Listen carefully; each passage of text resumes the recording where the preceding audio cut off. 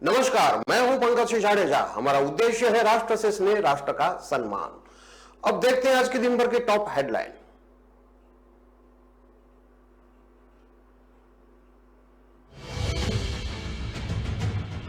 AMU में फिर विवाद, हिंदू छात्र बोला पाकिस्तान जिंदाबाद के नारे लगवाए, पीट कर कलावा उतरवाया। मुस्लिम पक्ष बोला झूठ बोल रहा है।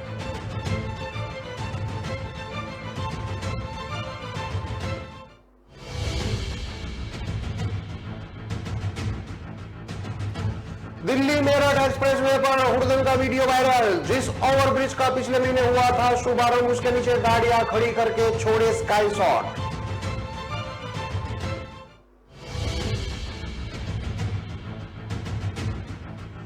वाराणसी में उदित राज के खिलाफ प्रदर्शन जारी। बीजेपी कार्यकर्ता बोले राष्ट्रपति को लेकर गलत बयानबाजी करने वाले कांग्रेस नेता और उनकी पार्टी माफी मांगे।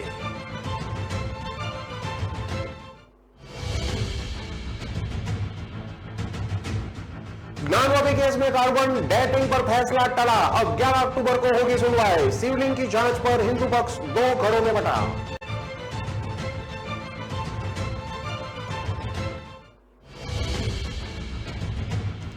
झांसी में अनट्रेन ड्राइवर चला रहा था स्कूल बस, बच्ची की जान लेने वाले के पास डीएल भी नहीं। 2 बार हो चुकी थी शिकायत।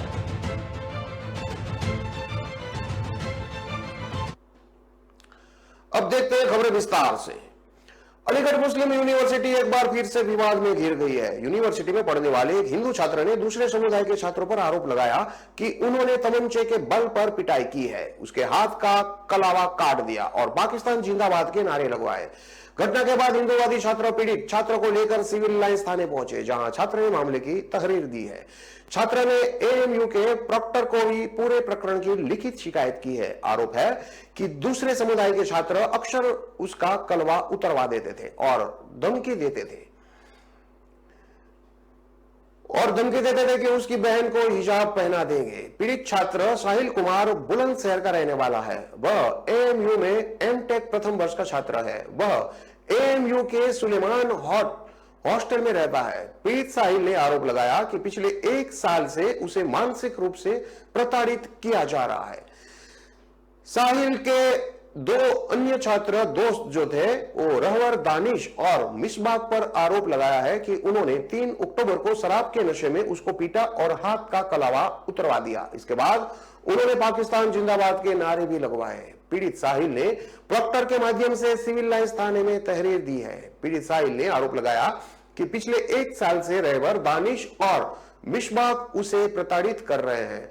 वह उसे धमकी देते थे कि कलावा न पहने। जब उनसे इसका विरोध किया तो धमकी देने लगे कि बहन को भी हिजाब पहना देंगे। पीड़ित साहिल ने बताया कि कई बार उन्होंने यह सब सह लिया, कुछ नहीं बोलता था। बीते दिनों उन्होंने उसके साथ जमकर मारपीट की और लहूलुहान कर दिया था। घायल अवस्था में जैन मेडिकल कॉलेज में भर्ती रहा। ठीक होने के बाद उसने तहरीर दी है। आरोपी छात्र ने कोरोना काल में ऑनलाइन क्लास के दौरान एक लड़की को एएमयू खुलने पर हिजाब पहनने की धमकी दी थी।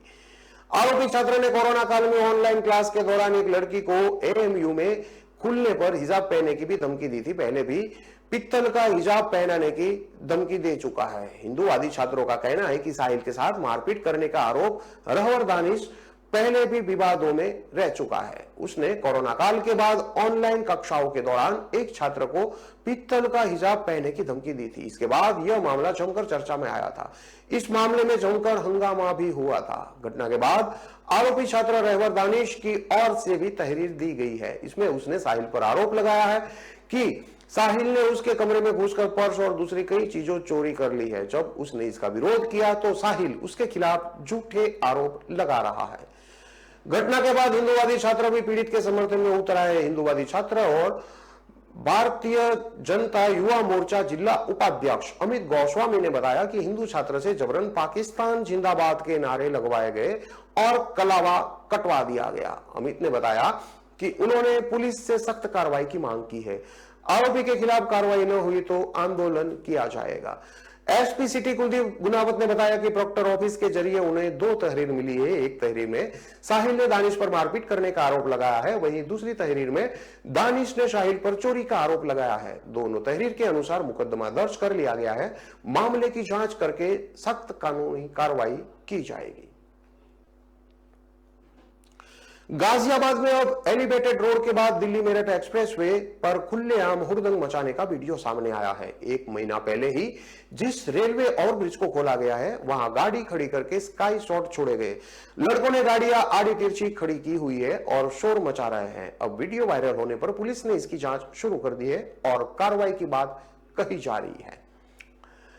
गाजियाबाद में लाल कुआं के नजदीक चिपियाना बुजुर्ग गांव पर रेलवे ओवरब्रिज बनकर पिछले महीने तैयार हुआ है। इससे दिल्ली से गाजियाबाद की तरफ आने वाले लाखों वाहन चालकों को बड़ी राहत मिली है।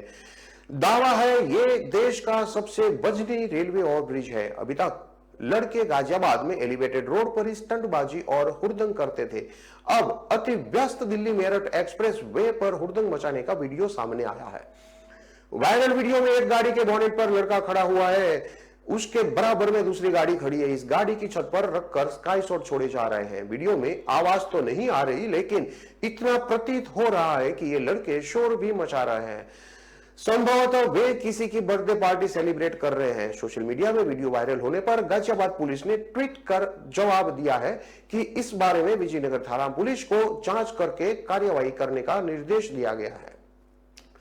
गाजियाबाद को दिल्ली बॉर्डर से जोड़ने वाले एलिवेटेड रोड पर हुड़दंग नहीं थम रहा। अब कुछ लड़कों ने पूरा रोड कब्जा कर बर्थडे पार्टी की है। हाथ में बॉक्स रखकर स्काई शॉट छोड़े हैं, एक दूसरे पर केक फेंका और तेज आवाज में म्यूजिक भी बजाया। ट्विटर और फेसबुक में अब इसका वीडियो वायरल हो रहा है। 28 सेकंड के इस वीडियो को मोहित मेहता नामक शख्स ने अपने व्हाट्सएप स्टेटस पर शेयर किया है। हालांकि अभी ये पता नहीं चला सका है कि वीडियो कब का है। एलिवेटेड रोड के एक लेन पर करीब 10-12 लड़के खड़े थे। रोड पर ही कई गाड़ियां खड़ी है। गाड़ियों के बोनेट पर 5 केक रखे हैं। एक लड़का स्काई शॉट का बॉक्स हाथ में लिए हुए है और स्काई शॉट हवा में जाकर फट रहे हैं। गाड़ियों में तेज आवाज में म्यूजिक भी बज रहा है। इस दौरान जश्न मना रहा एक लड़का बोनेट पर रखे सारे केक हाथ से काट देता है। ऐसा देखते देखते ही बाकी लड़के एक दूसरे पर केक फेंकना शुरू कर देते हैं। कुल मिलाकर इस वीडियो में बर्थडे पार्टी के नाम पर जमकर हुड़दंग देखा जा सकता है। राष्ट्रपति द्रौपदी मुर्मू के नमक वाले बयान पर कांग्रेस नेता उदित राज के ट्वीट का भाजपा के नेताओं और कार्यकर्ताओं द्वारा जबरदस्त विरोध किया जा रहा है। वाराणसी में सीगरा स्थित शहीद उद्यान के समीप भाजपा कार्यकर्ताओं ने उदित राज के खिलाफ प्रदर्शन किया। मांग की कि उदित राज अपने बयान को लेकर माफी मांगे। उसके साथ ही कांग्रेस पार्टी भी उदित राज के बयान को लेकर माफी मांगे।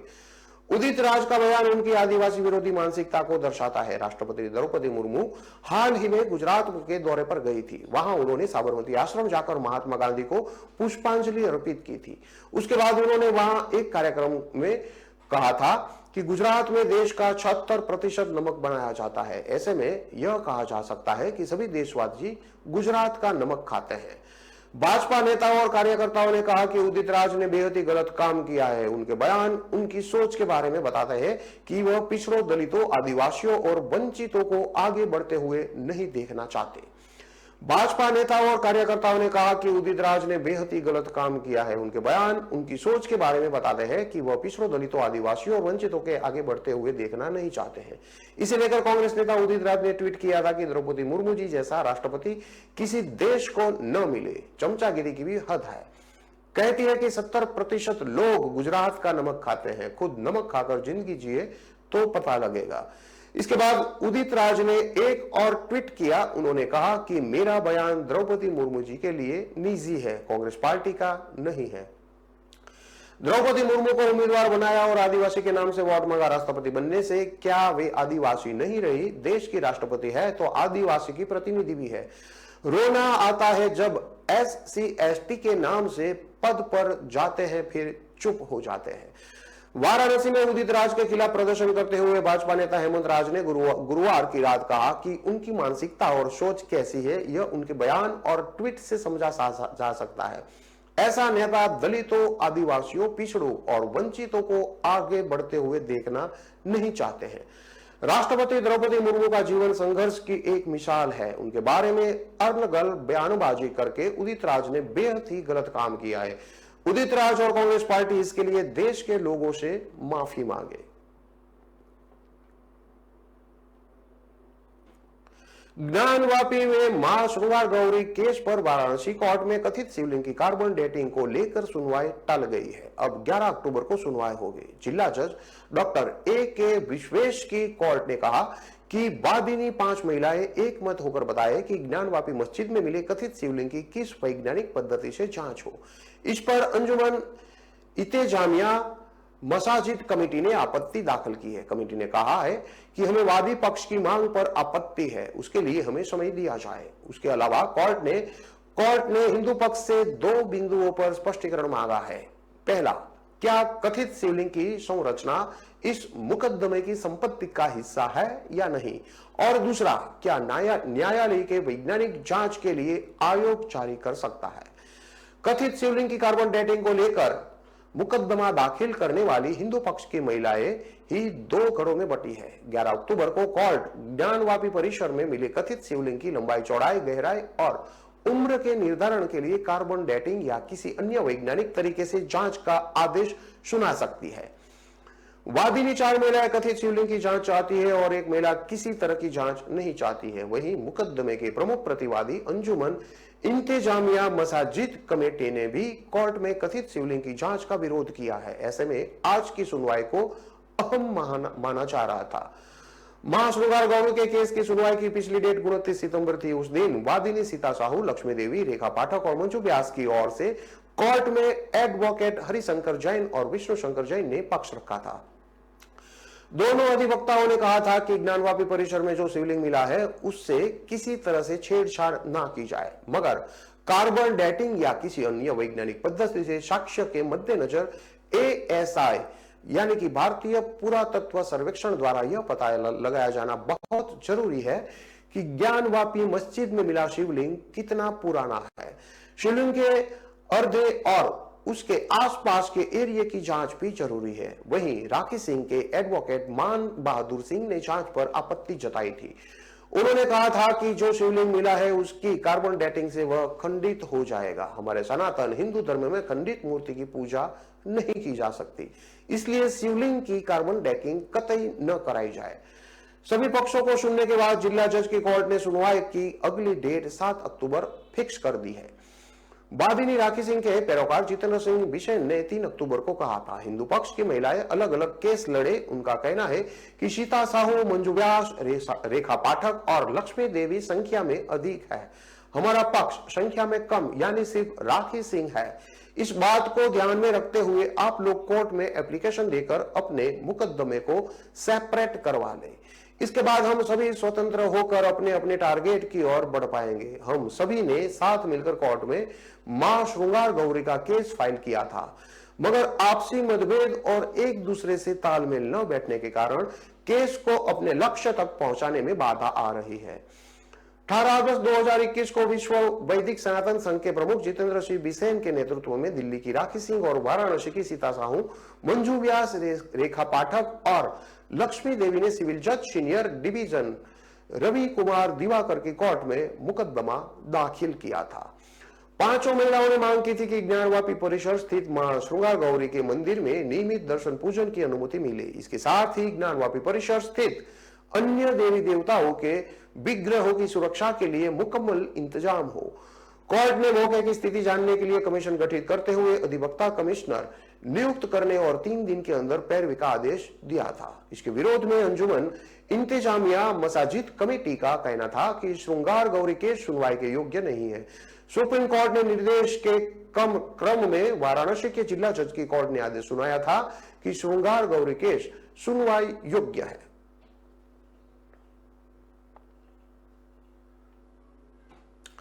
खबरों में लेते हैं अब एक छोटा सा विराम।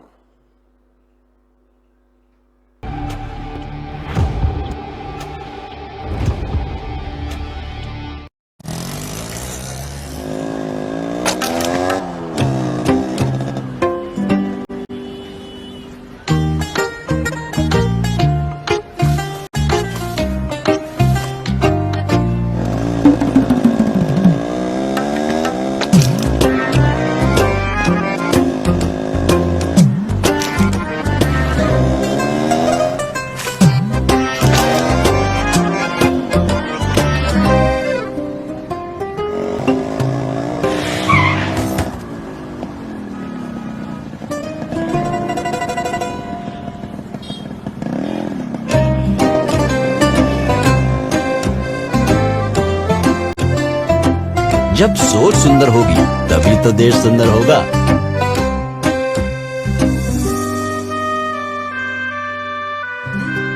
JSW Paints, think beautiful। कहाँ जा रहे हो? दुकान पर बैठो और उसे आगे बढ़ाओ। पापा, दुकान आगे बढ़ाने के लिए मुझे दुकान पे बैठने की जरूरत नहीं है। बस बातें करवा लो उनसे।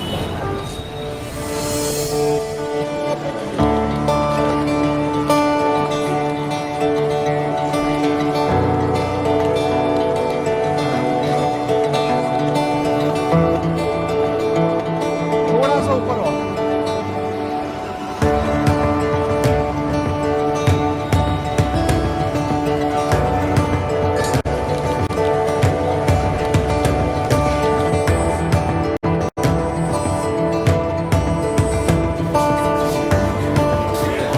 लो जी मैडम, आपके 4 किलो लड्डू।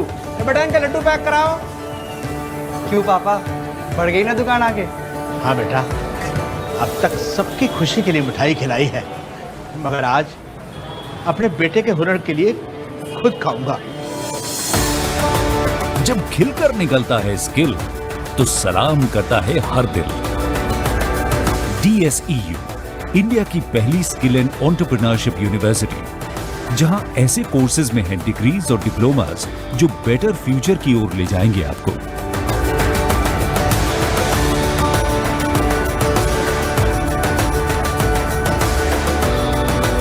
तो एडमिशन के लिए अप्लाई कीजिए। स्किल है तो नहीं कुछ मुश्किल है।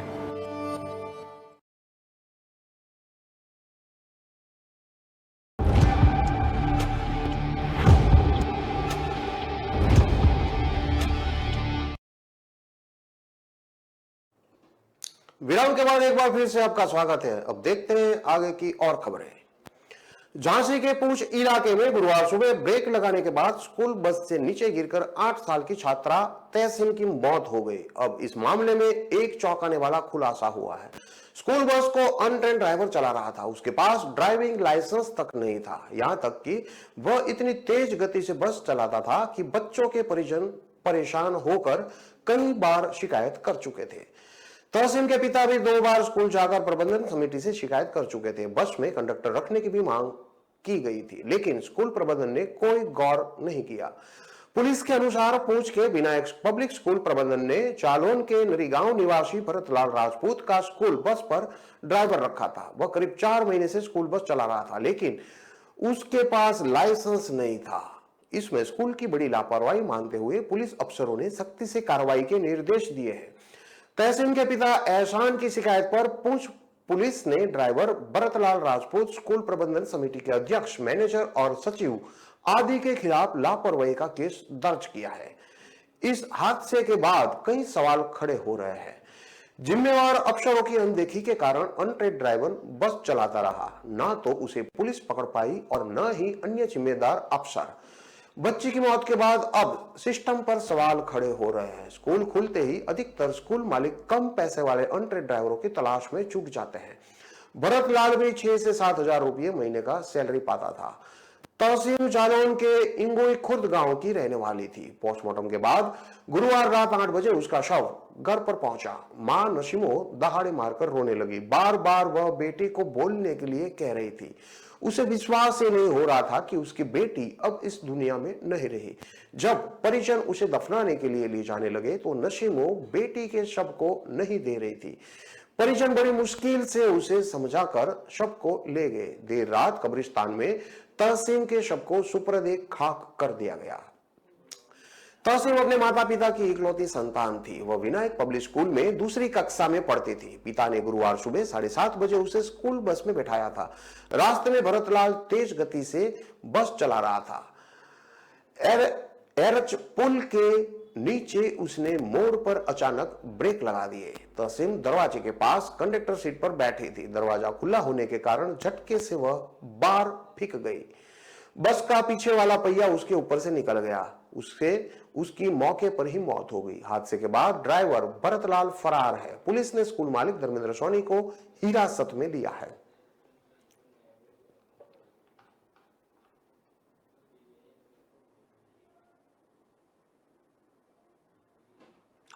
इंस्टाग्राम पर हुए विवाद में डबल मर्डर का एक और केस सामने आया है। गाजियाबाद के निखिल और उसके दिल्ली निवासी दोस्त साहिल पांडे की दिल्ली में चाकू मारकर हत्या कर दी गई। यह पूरी वारदात आउटर दिल्ली में हुई है। इंस्टाग्राम पर फॉलोअर्स और कमेंट को लेकर दोनों का 16 वर्षीय लड़की से विवाद हुआ था। लड़की ने साहिल को चैलेंज दिया था कि हिम्मत है तो गली में आकर दिखा। साहिल पहुंच गया तो लड़की ने अपने दोस्त बुला लिए और हत्या करवा दी। दिल्ली पुलिस ने इस मामले में लड़की, उसके भाई और 2 अन्य को गिरफ्तार कर लिया है। सभी आरोपी नाबालिग बताए जा रहे हैं। 28 साल का निखिल गाजियाबाद में साहिबाबाद थाना क्षेत्र स्थित अर्थला रोड का रहने वाला था। वो दिल्ली की आजादपुर मंडी में माल ढुलाई वाले टेम्पो चलाता था, जबकि साहिल पांडे 18 साल का था, जो दिल्ली में आउटर नॉर्थ जिले के बलसवा डेयरी क्षेत्र स्थित मुकुंदपुरा पार्ट 2 गली नंबर 14 का रहने वाला था। साहिल भी आजादपुर मंडी में काम करता था। पहले निखिल का परिवार भी दिल्ली मुकुंदपुरा पार्ट 2 में रहता था, लेकिन बाद में वो गाजियाबाद के अर्थला रोड पर शिफ्ट हो गया। दोनों इंस्टाग्राम यूजर थे और फैन फॉलोइंग अच्छी खासी थी। निखिल और साहिल पांडे अच्छे दोस्त भी थे। दोनों ही दिल्ली की आजादपुर फल सब्जी मंडी में काम करते थे। साहिल के घर से सिर्फ 500 मीटर दूरी पर ही 16 वर्षीय लड़की रहती है। वो भी इंस्टाग्राम यूजर है।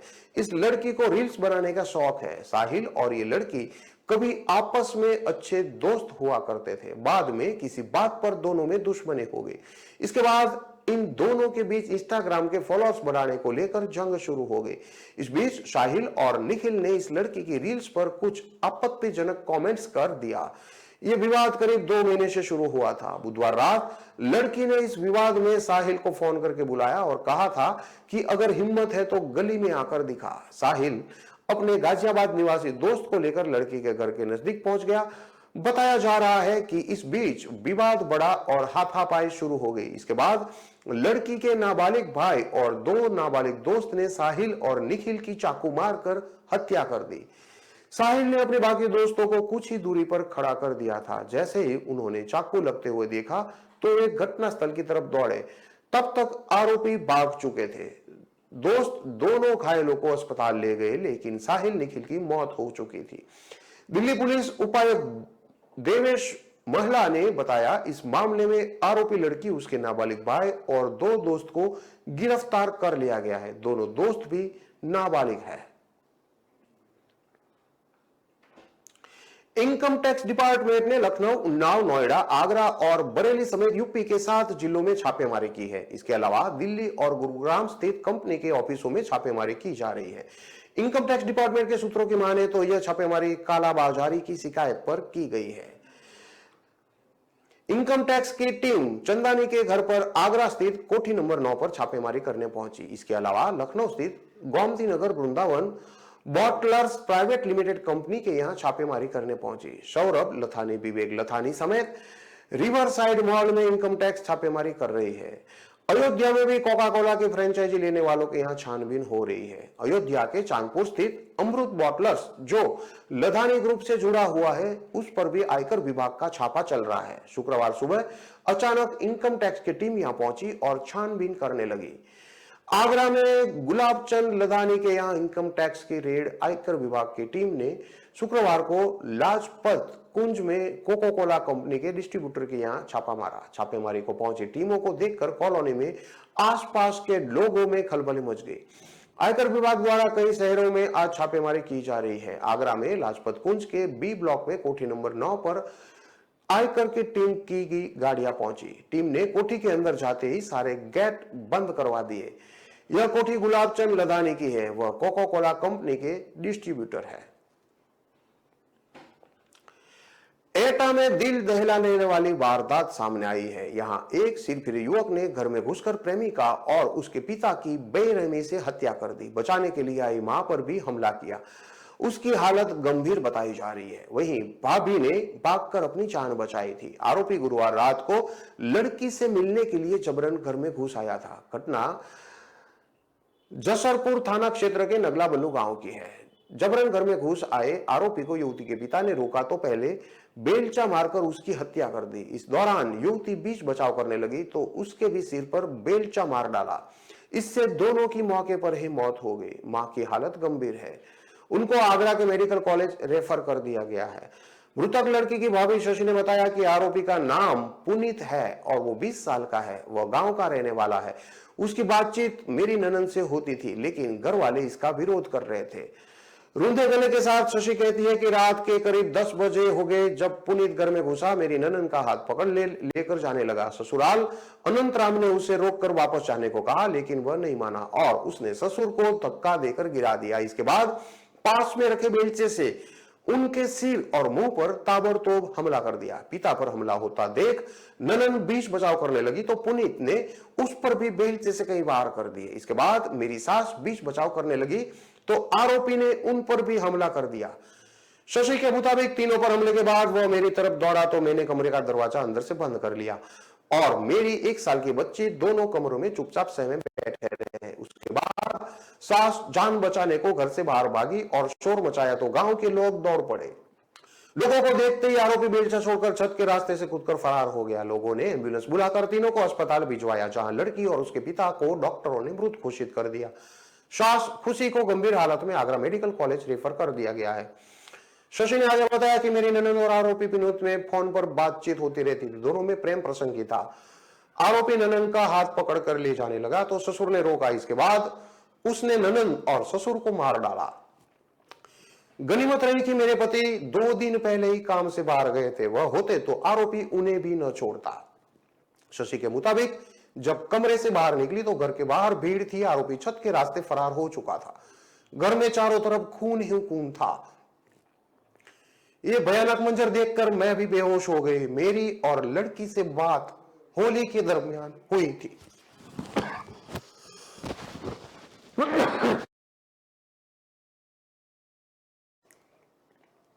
उसने मुझसे पैसे और मोबाइल फोन लिया, लेकिन बात दूसरे लड़कों से करती थी। वह मुझे ब्लैकमेल कर रही थी। मैं लड़की के घर अपना मोबाइल और पैसे मांगने गया था। वहां से सब हो गया। हत्या की सूचना पर एसएसपी उदय शंकर सिंह समेत कई थानों की फोर्स मौके पर पहुंची, जांच पड़ताल शुरू की। फॉरेंसिक टीम ने मौके से साक्ष्य जुटाए। पुलिस ने आरोपी मनु को एटा बस स्टैंड पर गिरफ्तार कर लिया। आज सुबह करीब 11 बजे अलीगढ़ के डीआईजी दीपक कुमार भी घटनास्थल पर पहुंचे और घटनास्थल का जायजा लिया। बताया जाता है कि आरोपी पुनीत नोएडा में नौकरी करता था। 15 दिन पहले वह नोएडा से लौटा था। मृतकों के घर से उसका करीब 500 मीटर की दूरी पर ही मकान है। वह अक्सर घर के सामने से निकलता था। अलीगढ़ के डीआईजी दीपक कुमार ने बताया आरोपी पुनीत को एटा बस स्टैंड से गिरफ्तार कर लिया गया है। किशोरी और उसके पिता की लाश को पोस्टमार्टम के लिए भेजा गया है। किशोरी की मां की हालत गंभीर है। उसका आगरा में इलाज चल रहा है। आरोपी से पूछताछ की जा रही है। मामला प्रेम प्रसंग से जुड़ा हुआ है। इन सारी खबरों को विस्तार से पढ़ने के लिए आप हमारे वेबसाइट का भी प्रयोग कर सकते हैं। हमारा वेब का पता है www.kalamkartavya.com। हमारी कलम ही हमारा कर्तव्य है के उद्देश्य के साथ खबरों को आप राष्ट्र प्रथम के साथ देखते रहिए। नमस्कार।